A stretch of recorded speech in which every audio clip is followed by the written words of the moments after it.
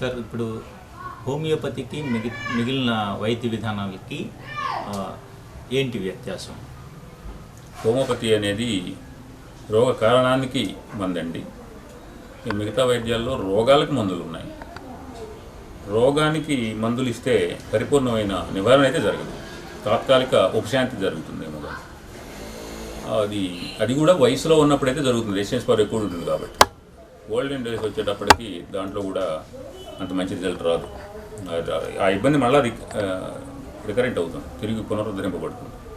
Homeopathy ఏంటంటే కారణానికి మందు ఇస్తే అది నివారణ అయితే తప్ప కేవలం రోగానికి మందిస్తే ఆ రోగం తాత్కాలికంగా మాత్రం అణచబడటం అంటే లోనకి వెళ్ళబడుతుంది.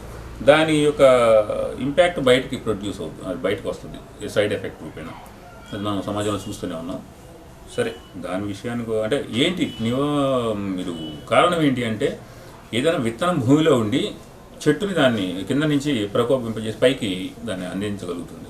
మనం పైన చూసి దాని వరకే మనం నివారణ చేయాలనుకుంటాం, దాన్ని నిర్మూలించాలనుకుంటామే తప్ప అది రావడానికి కారణమైనటువంటి ఆ విత్తనము యొక్క దాంట్లో ఉన్నటువంటి కుహరములో నుంచి ఉత్పత్తి అయ్యే ఆ చెట్టు, దాని ద్వారా వేరు నిర్మాణమై ఆ వేరు ద్వారా అది పైకి వస్తుంది. కాబట్టి ఆ వేరుని నివారించినంతకాలం కేవలం మీరు పైన ఉన్నటువంటి కొమ్మలు, రెమ్మలు, పళ్ళు, పూలు కొట్టి తీసేసినంత మాత్రం ఉపయోగం లేదు. అదే మీరు వేరుని కనుక తీసేయగలిగితే ఇక ఆ పళ్ళుని, కొమ్మల్ని, రెమ్మల్ని మనం చేయాల్సిన పని లేదు. ఇప్పుడు పేషెంట్స్లో కూడా వచ్చే ఇబ్బంది ఏంటంటే వీళ్ళని కన్విన్స్ చేసుకోవాలి. ఆయనే చెప్పారు, ఏమని చెప్పారంటే, మీ పేషెంట్ని మీరు ఎడ్యుకేట్ చేసుకోండి అన్నారు. ఎడ్యుకేట్ చేసుకోవాలి అంటే ముందు మనకి దాంట్లో పట్టు దొరకాలి. పట్టు దొరకటమే కాకుండా ఓర్పుగా వాళ్ళకు వివరణాత్మకంగా చెప్పగలగాలి.